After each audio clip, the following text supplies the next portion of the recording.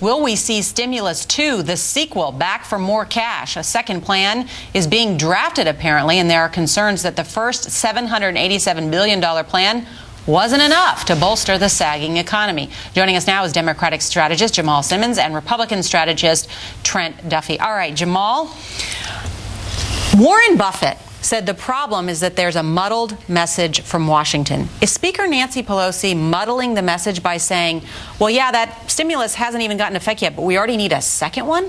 Well, I think what you're looking at is not a second stimulus that's going to take some effect in the next 6 months or a year, but you've got the first stimulus that's already on deck, and if they have to do another one, maybe it comes into effect in 2010. So when the first one has already had its impact, you keep the progress going. Yeah, but no, she said she wants to keep the door open to it. Let's listen to that sound. Here, we have to keep the door open to see how this goes. We hope that it will be sooner rather than later that all of this will catch fire in Washington, D.C., but we're not waiting.